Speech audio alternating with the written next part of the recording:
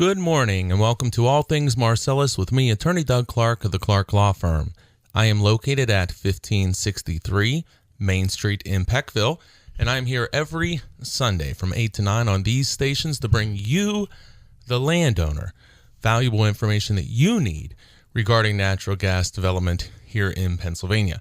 At the Clark Law Firm, my focus is exclusively on landowner and oil and gas right owner representation. I do not, have not, and will not represent oil companies, energy companies, or pipeline companies. I represent landowners and gas rights holders for oil and gas leases, oil and gas lease amendments, modifications, ratifications, royalty issues, royalty deduction issues, pipeline agreements, water line agreements, any surface well pad type agreement, estate planning. You've heard me say doing more and more of that as part of my practice for clients that I've represented in the past, as well as new individuals as well. So essentially, anything related to oil and gas development in Pennsylvania. So if you need representation or you're looking for more information, you can always contact my office. You can give me a call anywhere as represent Pennsylvania landowners or oil and gas right owners. So it doesn't matter if you're in a different state or wherever you are within Pennsylvania, as long as we're talking about Pennsylvania property, Pennsylvania oil and gas rights, we can help you out with that. So you can always contact the office again, 570-307-0702, 570-307-0702. As I say often, it doesn't really matter where you're located physically. We've been representing clients from all across the country, literally, as well as in other countries. So many clients in the western part of the state. I'm from Armstrong County originally. I've been here in the Northeast for a little over 20 years, but I was born and raised in Parks Township, Armstrong County. So, okay, I want to talk today some, look, there has been, you've heard me talk before, these natural gas prices are at, I don't want to say historic lows, but certainly at, over a decade lows that we're seeing now. And that's having a tremendous impact on the industry. So what does that mean? We need to also look at, what is the impact of these low gas prices on the Pennsylvania landowner and oil and gas right holder? Well, that, as you may be able to imagine, would be many, many shows that we could talk about. Talk about the royalty impact. We can talk about the price that companies are paying for different types of agreements. There's so many ways that the low price of natural gas impacts the Pennsylvania landowner. One of the things that I want to talk about today is, and I had been looking, sometimes I think with the show, and then certainly for me is dealing with this all the time, that sometimes I get too deep into the forest and don't kind of take a step back and look, from a distance. I'm wading through trees and we're talking, last week I talked about amendments and modifications in a lot of detail. So sometimes we need to take a step back. I need to take a step back and say, I can't assume, and I don't want to assume. I don't want to make the show that's more complicated or deeper into some of these issues when people may have some more general questions, some more broader questions, some more forest questions, if you will, not so much into the trees. So one of the things that I was asked recently, and I've been asked this certainly for many years, is, how do I know if my lease expires? What at the end? I signed a 5-year lease. There are many people still who have entered into leases where they're 5-year leases, and they think that in 5 years, their lease is guaranteed to expire. That even if they enter into a lease, a 5-year lease, and if the company even starts drilling and producing and you're receiving royalties in year 3 or 4, there are still many people who think that 5-year lease is going to expire at that 5-year time. Then they believe that they'll be able to negotiate a new oil and gas lease because their lease expired after 5 years. Let me say that I don't know that I've ever seen a lease, and I'm pretty darn confident in this, where that would be a true statement. So the question is, okay, well, how do I know if my lease expired? I entered into a 5-year lease. common sense for most people not having experience in these types of leases. Well, you enter into a 5-year lease, it's going to terminate in 5 years. Well, these gas leases don't work that way. The way it is, generally speaking, and of course we always have to go kind of very general to make sure it's applying to everybody, but generally speaking, what we're looking at is if you enter into a 5-year lease, well, the company has what I'll often talk to clients about. They have 5 years, I use my fancy legal terms, they have 5 years to do something.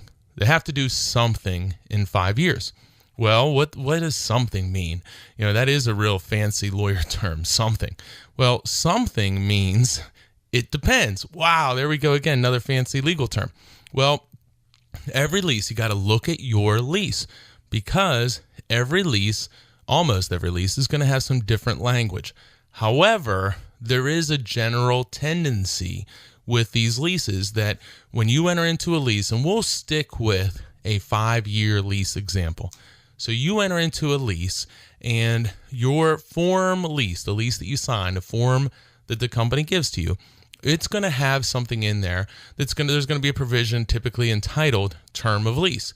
So that term of lease is going to say something along the lines of that you have a 5-year lease, and then it goes on to say, and for so long thereafter as oil or gas or other substances covered by this lease are produced in paying quantities from the leasehold or the property, unless this lease is being held by other terms or by other payments.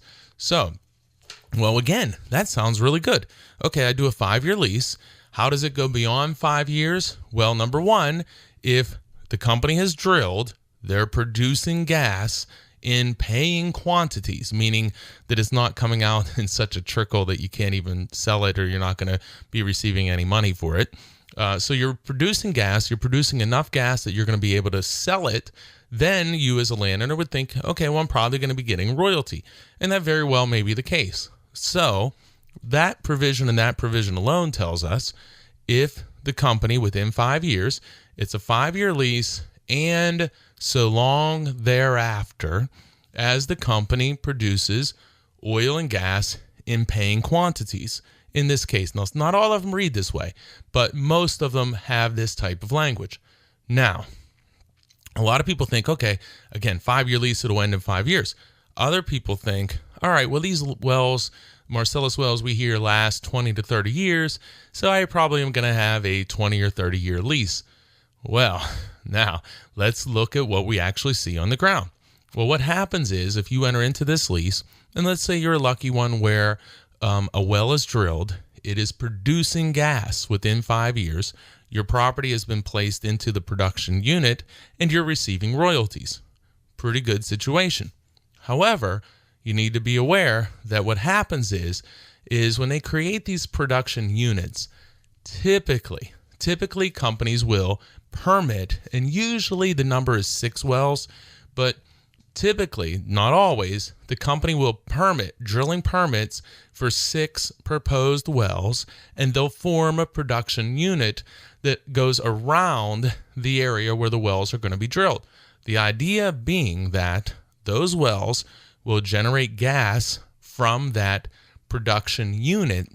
And if you want to try to envision this mentally, you can think about like a rectangle, normally going in a northwest to a southeast direction. And often you'll see a well pad in the center of that rectangle. So 3 wells will be drilled to the northwest, 3 wells being drilled down to the southeast direction. And they would have the unit formed on a map in the shape typically of a rectangle that would encompass where these wells are going to be drilled. Now, again, that's a typical situation. One of the things that drives me, well, it doesn't drive me crazy, but I'm shocked that I hear this so often where the company will will permit 6 wells, create their unit, and the landowner says to me, oh yeah, they're drilling 6 wells.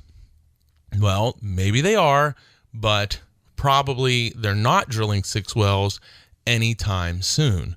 Normally, in a lot of cases, now there certainly are many examples that would go against this, But in a lot of cases, in that scenario where you have that rectangle and we'll say the well pad is in the center and 3 of the permits show the wells going to the northwest, 3 more wells going to the southeast. Well, what you may find, and what we do find in many, many cases, is the company only drills 1 of the permitted 6 wells. When I say permitted, again, that's filing a permit with DEP to drill these wells. So they'll file 6 permits, very often only drill 1. Sometimes they will drill more, but especially with these gas prices, companies don't want to keep drilling these wells. So they'll drill a well, and they will then be able to, what we call, hold all of that property that is within that unit. So you only have one well, 6 of them are, we'll say, planned or permitted, but only 1 well was drilled. Now think about this, sticking with this idea of how long these leases last. Remember that language says it's 5 years, and so long as oil and gas is produced in paying quantities. So if you have 1 well drilled, and let's say that well does last for 30 years, well, the company could go ahead, drill that well. As long as it's producing and paying quantities, they could just have 1 well, say, for 30 years. Then as it starts to slow down or maybe getting in danger of not producing and paying quantities, the company comes back and drills a 2nd well.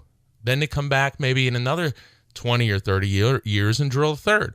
Well, just for fun, if they only drill 1 well of the 6 which they planned every 30 years, that's 180 years that property would be producing gas in paying quantities. And often they may come in and permit and drill additional wells. So it's just an extreme example to illustrate how long these leases can last. Now, let's have some more fun, go a step deeper. And I mean that literally and figuratively by accident. But we have the Marcellus shale. So we say, okay, you're going to drill 6 wells, 30 years per well, and you're going to wait until one's done to drill the other one. That's going to be 180 years to that lease. Well, let's say on that last 6th well in this example, the company says, okay, now we're going to go down. Here's where my little joke was. Deeper. We're digging deeper. We're going down deeper. And they're going to go to the Utica shale layer and say the same thing. Say they're going to drill 6 wells. Well, now again, if for some reason they wanted to drill a well and these each lasted 30 years and they would drill 1 well every 30 years, that's another 180 years. So right there we have 360 years to this lease. So when a landowner in this crazy scenario, so when a landowner says, hey, I have a 5-year lease, that 5-year lease is going to expire, I get to renegotiate. Well, the truth of the matter is that lease, and I myself believe that these leases, as long as there's gas there, are going to last well over 50 years. And I believe probably closer to 100 or more, depending upon obviously gas prices. I'm working on a lease right now from 1897, handwritten lease. So I'm not crazy. This is what we see out there. So as companies, and especially if you have a bad lease, well, the company's going to manipulate the lease to their benefit. So if the gas prices go up, they're going to drill more. If the gas prices stay low, they're going to drill less. I'm going to talk more about this. I'm up over my time here in the first segment. You're listening to All Things Marcellus with me, Attorney Doug Clark of the Clark Law Firm. I'll be right back after this break. And remember, I'm here every Sunday from 8 to 9 a.m. Welcome back to All Things Marcellus with me, Attorney Doug Clark of the Clark Law Firm. Reminder, I'm here every weekend from 8 to 9 a.m. on Sunday mornings on these stations. But if you miss any of today's show, you can go back to pagasleaseattorney.com. That is pagasleaseattorney.com or pipelineattorney.com. You can check out any of today's show. We will have it posted up tomorrow, Monday morning. And then there are many, many hours of the show available on the websites. Again, pagasleaseattorney.com and pipelineattorney.com, as well as other, I believe, outstanding information for you, the landowner. So if you haven't checked out pagasleaseattorney.com or pipelineattorney.com, you should do so. If you're interested at all, whether you need representation or not, that's not the point. If you do, definitely check it out. But if you don't need representation and you want to become more educated, you want to become more informed, you want to be thinking about things that maybe you don't even know you should be thinking about, go see pagasleaseattorney.com and pipelineattorney.com. Okay, so what I'm talking about is, we're talking about kind of a basic question, but it's still a question that many people don't understand the answer to, and that is, when does my lease expire? I signed a 5-year lease in my example, so common sense says if I lease something for 5 years, then in 5 years that agreement would terminate. However, that's not how oil and gas leases work. What happens is as I read in the first segment, a very common provision will say to the effect of, you've entered into a 5-year oil and gas lease, and then so long as oil and gas is being produced in payable quantities, unless you're being held or the lease is being extended by another provision. And I'll just give you a quick example. Maybe they did drill a well and they've capped it, so it's what we call shut in, and maybe they're paying you these shut in payments, which are very low, like $1, $5, maybe 10. Usually we see 5 per acre for the property that's being shut in and not producing.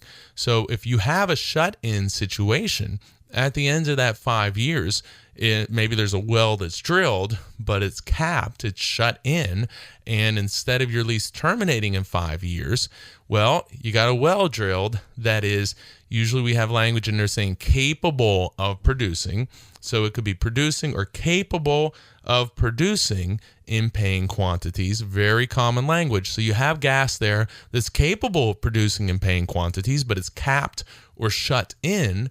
So leases will generally say that you'll pay a $5 is a very common number per acre for the property that's shut in, which then can extend the lease. Now, the next question is, well, how long can that occur? Well, ask the people in Tioga County. Shell has many leases that they're holding now, that they're currently holding based upon the shut-in provision.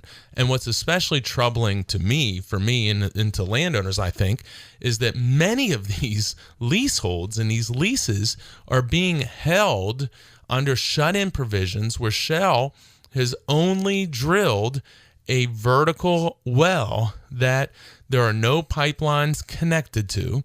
There's just a well there. So the company is saying, hey, we drilled a well. It is capable of producing and paying quantities. We've capped it, even though we don't have pipelines even connected to it or even remotely connected to it. We have it shut in, and your lease landowner allows us to pay you $5 per acre for the property that we have shut in. So think about this. You may have 100 acres, and we'll say, make it easy. Let's say you have 5 acres that are in a unit, but that unit is not producing. It only has a vertical well drilled and capped. There's no gas being transported. There's, in fact, not even pipelines connected to it. But of my 100, I have 5 acres in that unit. The other 95 are just sitting out there. They've never been unitized.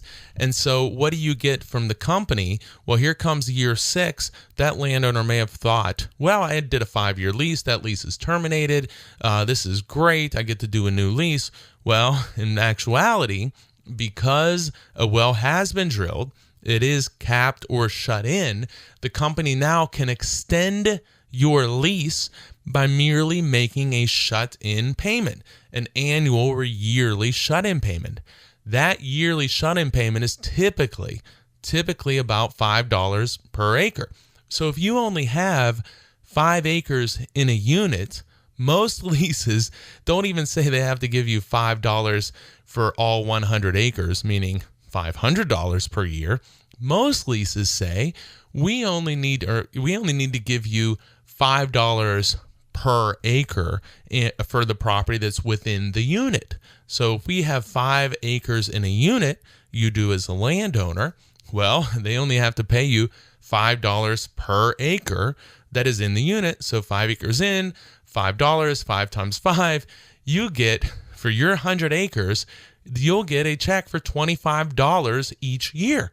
Well, the question becomes, well, how long can they do that? When I entered into an oil and gas lease, hey guys, we're partners. You want to make me rich. You want to get rich. Everyone's going to get rich. When we entered into this lease, you talked to me about your landman, your representative, your agents. They talked to me about production and royalties and how great this was going to be. Now here we are 6 years out. I thought I had a 5-year lease. I was wrong. And that's in a lot of ways the landowner's fault, because you have to understand these things before you sign the document. But now here I am. I have a 5-year lease. I'm in year 6. There's no pipelines even connected to a well. I only have 5 of my 100 acres within this unit where there's a well with no pipelines, and it's not even a horizontal well. It's just a straight down vertical well that is not going to produce much gas anyway, but technically it is capable of producing and paying quantities if there was a pipeline connected to it and they were producing. So it's allowed to extend the lease. Well, now you do the shut-in payment. Well, how many years can you do that for? Well, many leases have negotiated limitations on the shut-in provision. And what I mean is that you have language in your lease that says you cannot drill a well and shut it in and pay me an annual shut-in payment of $5 per acre for more than 3 years in order to keep my lease alive. 3 consecutive years. So what does that mean? Well, let's go to Tioga County and play this out. Well, if you're a person and you're sitting there, you have 100 acres, 5 are in the unit, there's a well drilled, there's no pipelines connected, you're in year 6, and instead of your lease terminating, you get a check for $25. Well, that's year 1. Second year comes around, nothing's changed. Gas prices are really low. Company's not interested in producing at this time. Here comes year 2. You're sitting there. You're not getting any younger. You got 5 acres in the unit, 95 out. Here it comes, year 2. Here's your annual shut-in royalty. They call it shut-in payment of $25. Well, now here comes year 3. Same thing occurs. Now, here comes year 4. Well, if you have a strong lease that has limitations on how long that shut-in provision can be used to continue to maintain your lease, well, the company may have a big problem, because if there's nothing else occurring that's holding this lease, and meaning other production or other wells, if there's nothing else occurring, then at that 4th year, if you have a contract, a lease agreement that says that you can't pay me shut-in payments for more than 3 years in order to hold my lease, well, now your lease is going to terminate, which is great for you. Also, by having that shut-in limitation of 3 years, that may require, because the company doesn't want to lose your lease maybe, so that's going to force them to go ahead and drill that vertical well out into a horizontal, probably because they want to get gas and produce, force them to get pipelines in place and force production, or lose your lease. So very important that if you can negotiate shut-in royalty payments to limit the time that shut-in can be used, that's very important, because a lot of people right now wish they had that language. Many, many people wish they had that language, because your lease would terminate in my scenario. Or also, another thing that could occur, the company may come and offer to extend your lease because they know they're not going to be able to meet these requirements because you were able to put restrictions in your lease during the initial negotiations. So the company says, geez, we're not going to be able to meet this. Hey, landowner, we'd like to extend your lease for another 2, 3, 4, 5 years, whatever the case may be. Well, normally that extension is going to be increased in money, whether it be an upfront payment, maybe a royalty increase. So again, smart negotiation early on is going to result in a potential benefit. If you don't like it, you can say no and let your lease expire in this scenario. Again, my scenario, my example I'm presenting to you, but you've given yourself options. I am attorney Doug Clark. You're listening to All Things Marcellus. I'm here every Sunday from 8 to 9 on AM on these stations. So again, I want to just clarify this one last time and say, this shut-in payment, the shut-in limitation as to how long these wells can be shut in can be very powerful. But as I talk about Tioga County a bit, in Tioga County, many people right now, I've talked to many people, are in a situation where their 5-year lease, it's now beyond 5 years, and Shell/Sweppy has drilled a well, just a vertical well, and now they're paying only these annual, very small shut-in payments. Makes sense from the company's perspective. They don't want to spend a lot of money, invest this capital into drilling wells that they're not going to sell gas at a very high price from. Meaning that if they drill these wells and they can only sell this at $1 to $2 MCF or per unit, that's not where they want to be. So they want to delay. Again, landowners, we're not getting any younger. So companies, they want to delay, and you'd like to see this moving and getting royalties. Well, a question arises then, say I don't have a shut-in limitation in my lease. I didn't know about this. I didn't negotiate my lease. I didn't understand what I was doing, and I executed a lease without any limitations or restrictions on the shut-in provision, which many people do not have these type of restrictions, especially in Western Pennsylvania, where people have old leases. They virtually never you never see these types of restrictions. But let's talk about Tioga, ones that were even done, 8-9 years ago, and even more recently. So now you're sitting there and it's okay, you're in year 2, you're in year 3, and nothing's happening. There's just a vertical well. Your property's just sitting there, it's like dead land as far as gas production goes. Well, how long can a company do that for? Well, the answer to that is I don't know. And one of the things is that there is this concept of this implied covenant, implied duty to market, to produce, to get this gas going. The argument being, hey, I entered into a lease with you, gas company, with the implication that you were going to act as what we call a prudent operator, or a company that was going to go ahead and develop under this lease. I didn't enter into this lease with you for the idea that you were going to take my 100 acres, drill a vertical well, put 5 acres in a unit, hold my entire 100 acres, and since I only have 5 acres in a unit, your requirement is to only pay me $5 per acre for property that's in a unit in order to extend my lease with a shut-in provision. You now, company, you give me $25 a year, and can you do that for 10 years? Can you do that for 20 years? Can you do it for 30 years? I didn't enter in as a landowner. I didn't enter into this contract with you in an effort or in an attempt, or with the belief, with the belief that you were going to just sit on my property and do nothing. So there was an implied covenant, implied promise, an implied duty that you needed to do something, to market the gas, to produce the gas. So you're going to see, I think strongly, we're going to see in the upcoming years, we're going to see litigation on this point where landowners are going to say, hey, enough is enough. You can't keep doing this. I have cases that I'm looking at all the time right now, but one of the things that concerns me is, well, even for landowners who negotiated limitations on shut-in provisions, they usually have limitations of 3 years, 3 consecutive years, sometimes 5 consecutive years. So if you're going to take a lawsuit against a company, you're going to undergo that expense and that endeavor. You probably want to make sure that you think you have a really strong case. Well, if you don't have any shut-in limitation, and people who were able to negotiate shut-in limitations, were only able to negotiate a 3-year limitation or a 5-year, well, you as a landowner who doesn't have any limitations in their lease, if you're still only 3 or 5 years into the shut-in phase, so it's only been shut in 3 or 5 years, it's probably too soon to bring that lawsuit.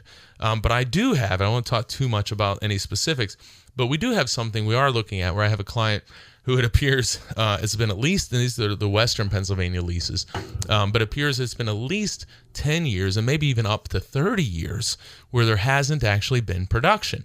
But the company has been paying these annual shut-in type payments. So the company says, hey, we can do this forever. We say, no, you can't. That may be, and we're still working on things here, and we're trying to resolve this, but that may be a good case to go to court with. So you got to look at these issues. I think something, quite honestly, I think that would be bad for the landowner is if somebody brings a case too early. Say they only wait 2 years, 3 years, they bring a claim saying, hey, you can't sit on my property. You have an implied duty to produce.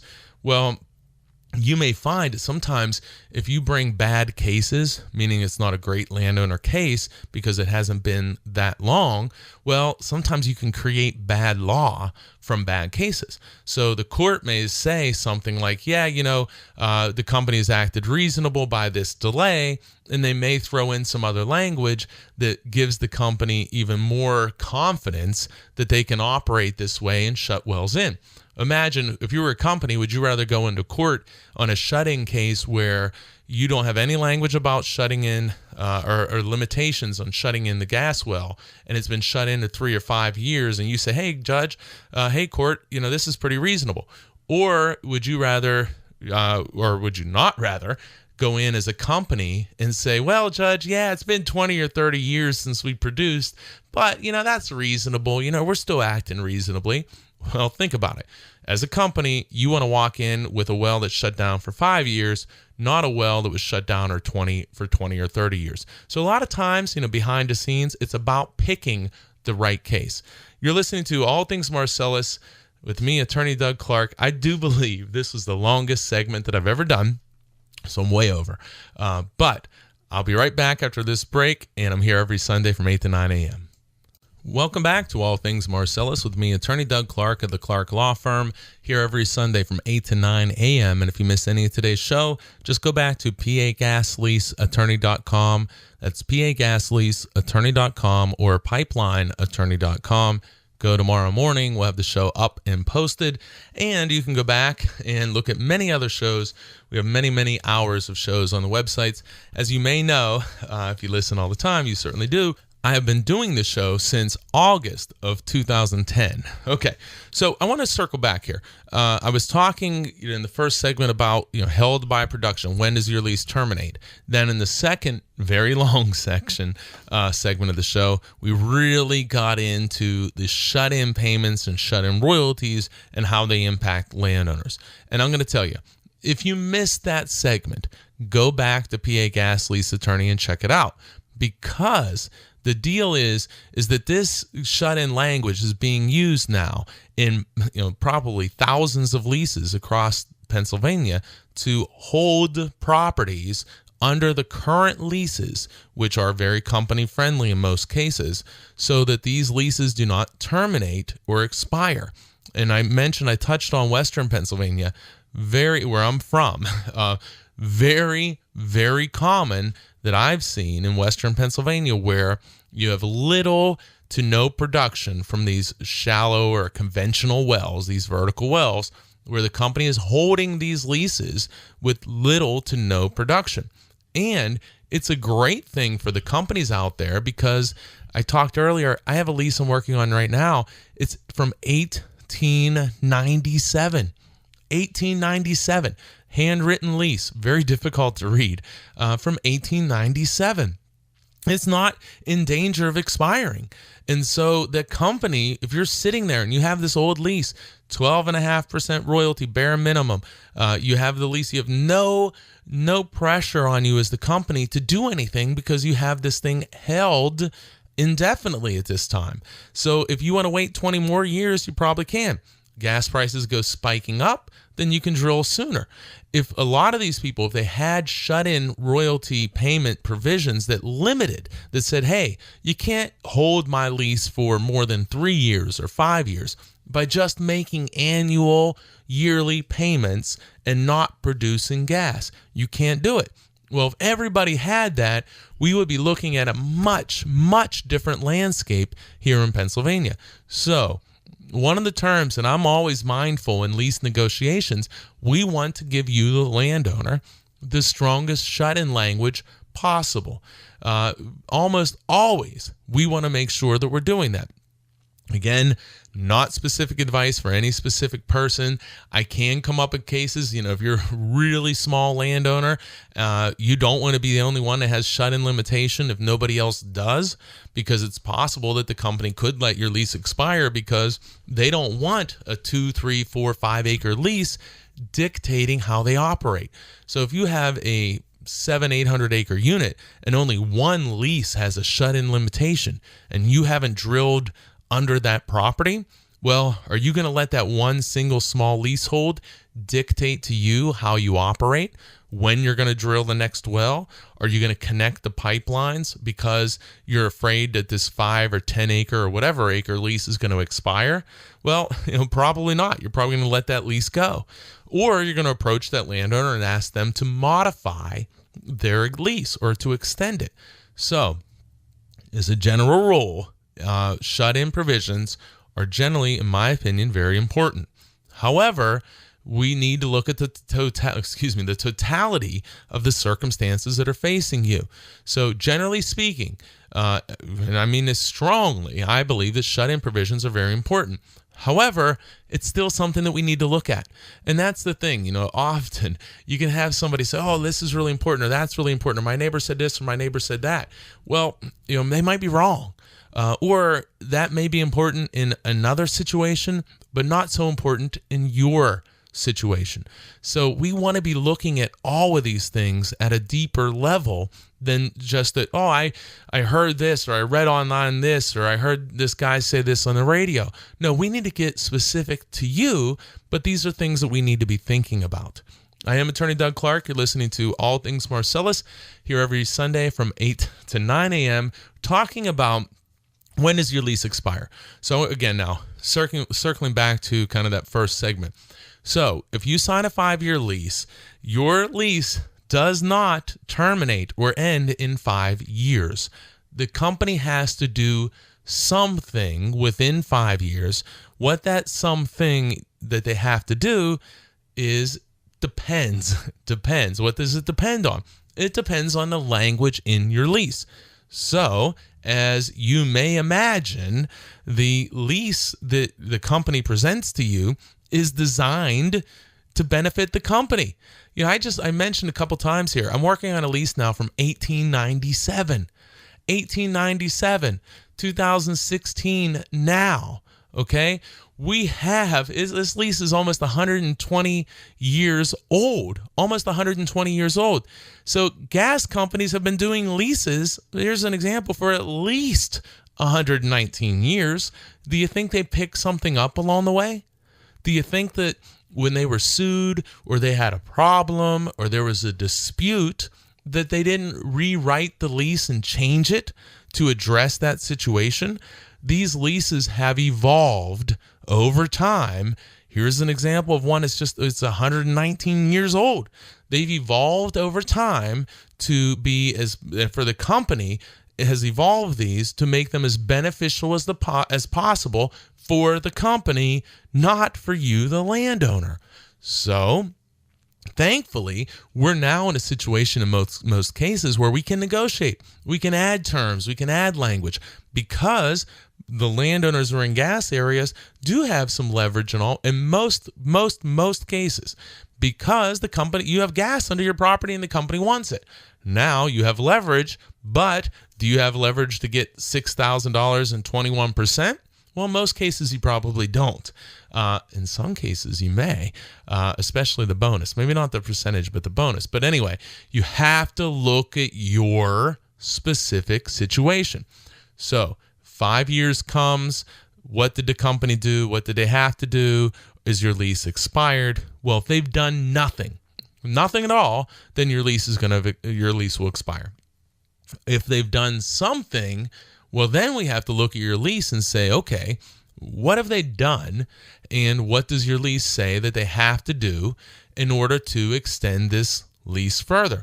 Well, one thing is, if within 5 years, the company drills a well and you're receiving gas royalties, you're going to be held by production in its purest sense. The company is producing under your lease, so you are held by production. And that's great, but not a lot of people, not a lot within the 5 years are held by production. There are other things that can occur, and that's where you really got to look into these leases. I talked about at length in the second segment the shut-in provision, where the company can drill a well, not even have it connected to pipelines, or they could have it connected, but still they cap it or shut it in, and so you're not getting production, you're not getting royalties, but you're still held by the shut-in provision. This held by production, I've mentioned this before, it drives me a little bit nuts because it's a very common term. It's an industry term, held by production, HBP, held by production. Well, I gave you a great example. Doesn't mean that you're actually seeing production. You may be held under your lease, and the people will call it held by production, when a company has drilled a well that's not even connected to pipelines, and they're paying you an annual shut-in payment. So you're held, but you're not receiving royalties, and there's not actual production. Now, that's just one example. I grabbed the lease here and just give some other ideas. What happens in most of these leases is that during the lease will say it's a 5-year lease. It will continue as long as oil and gas is produced or is capable of being produced in paying quantities, or if you're being held by some other part of this lease. And so it's simple. Hey, if gas is being produced, well, you're held, and that's kind of what you wanted. Or you can say, well, if if the well is drilled and it's capped, well, there's a well that's capable of producing, but it's not producing. Then we shift and we see you're getting your shut-in payments, which extends the lease, and hopefully you have a maximum time frame in your lease that the company can continue to pay you shut-in payments to keep this lease in place so it doesn't terminate. But that's not the end of it. There's other things that can occur. I've talked about drilling, actual drilling, whether it's drilling and producing or whether a well is drilled and capable of producing. I'm going to come back after this break. I'm going to talk to you about some other ones that actually ways that you could be held or the lease extended beyond 5 years when drilling has never even occurred. And worse than that, that the company may never have even started construction on the well site, that they've done nothing physically on the ground, but 5 years has passed and your lease hasn't expired. I'm going to talk about that and several other examples after this break. You're listening to All Things Marcellus with me, Attorney Doug Clark of the Clark Law Firm. Check out pagasleaseattorney.com. Check out pipelineattorney.com. I'll be right back after this break. Welcome back to All Things Marcellus with me, Attorney Doug Clark of the Clark Law Firm. Remember, I'm here every Sunday from 8 to 9 a.m. You can always contact my office directly at 570-307-0702. That's 570-307-0702. And check out pagasleaseattorney.com and pipelineattorney.com. We will have today's show up and posted tomorrow morning in case you missed anything, and we have many hours of shows available on pagasleaseattorney.com and pipelineattorney.com. Okay, so I want to get back to this, another short segment here, but want to talk about, again, what we're talking about is you enter into a 5-year lease, and many landowners think that no matter what happens, that lease is only 5 years. That is not the case. The question then becomes, well, what does the company have to do within the 5-year term, the primary term it's called, 5 years, in order to extend or to continue this gas lease? Well, one thing is to produce gas or drill a well that's capable of producing and paying quantities. But if you're receiving royalties, clearly this is going to be extended for an indefinite period of time. And I think we're going to see most leases well over 50 plus years, I think. Then also, If you have a well that's drilled and you're not getting royalties, maybe you're getting that shut-in payment, which we've talked a lot about today, but there's other ways as well. So what happens in a lot of these leases, the company will say that the agreement will be that the company has to conduct operations. The key word there is operations within 5 years. The question is, well, what's an operation? Usually, operation is a term of art in these leases, which is specifically defined.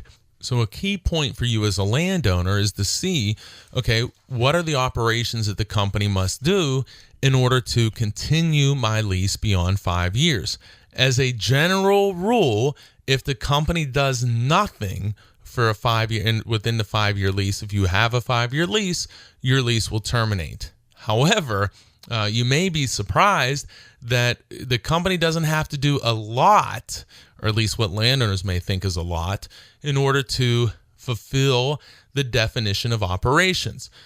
Most people think 5 year lease, my lease ends in 5 years. Or the second level people think, okay, 5 year lease, the company has 5 years for me to get royalties or my lease terminates. Again, not going to be true. What we look at then is, well, what has to occur? So here's some examples. And you can see some of them are overlapping. So in this case, it says, as used in this lease, the term operations shall mean any activity on or off the leased premises that is reasonably calculated to obtain or restore production. Pretty broad definition.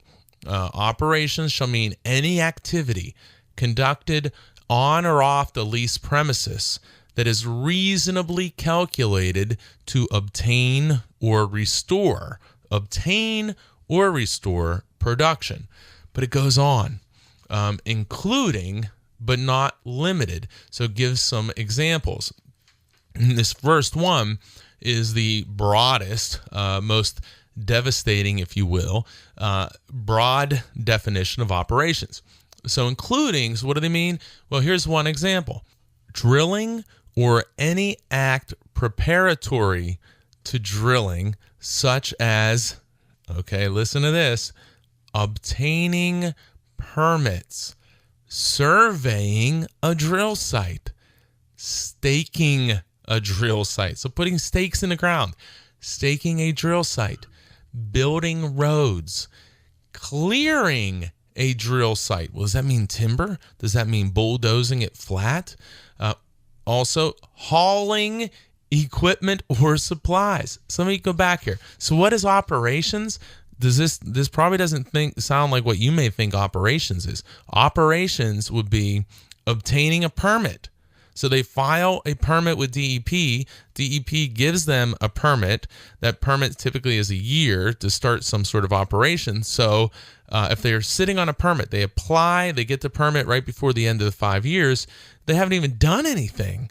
And they have until that permit expires. So they start working during that 1 year time frame. So just obtaining a permit would be operations. Surveying the drill site.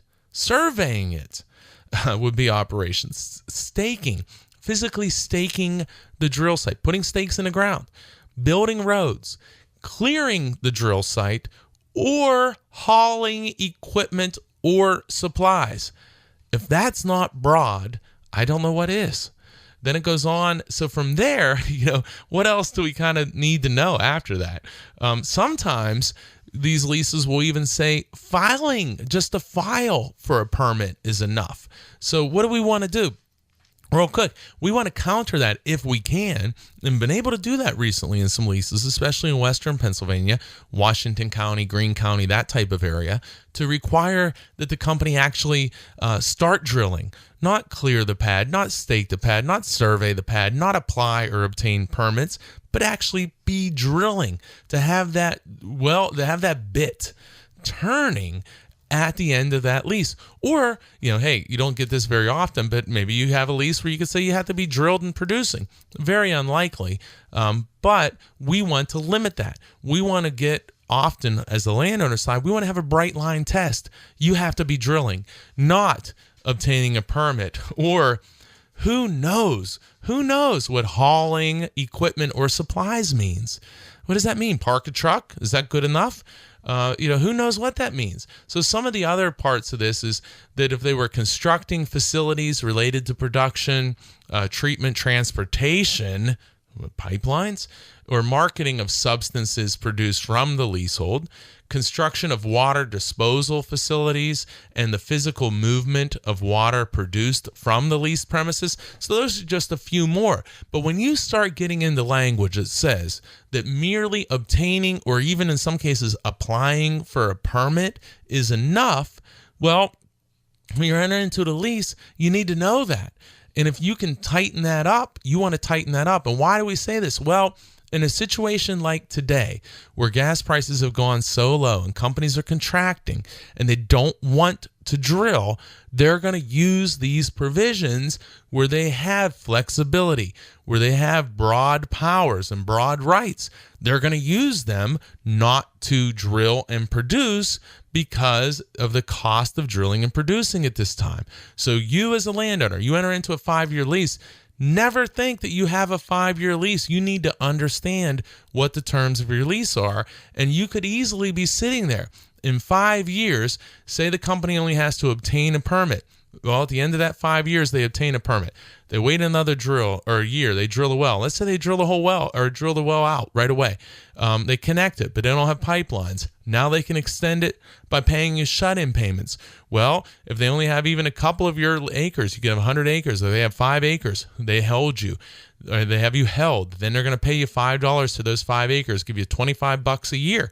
Extend that lease year after year after year after year. And what are you getting for your 100 acres in this example? $25 a year.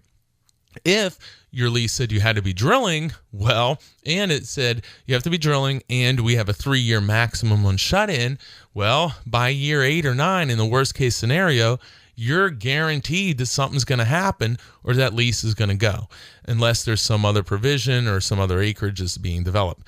Again, we always have to look at the individual situation, but this gives you some ideas. And like I say, this show is about taking a step back to understand production, what has to occur to extend the lease, what are operations, but at the same time to understand that these companies have a lot of flexibility. And with today's market, with the idea of these companies not wanting to drill, I heard, I don't know if this is 100% true, but I understand at Cabot, my information is they only have one drilling rig that they're using in Pennsylvania or Susquehanna County area this year. So they really don't want to drill. So they're going to look at these provisions, and other companies will as well, to extend these leases.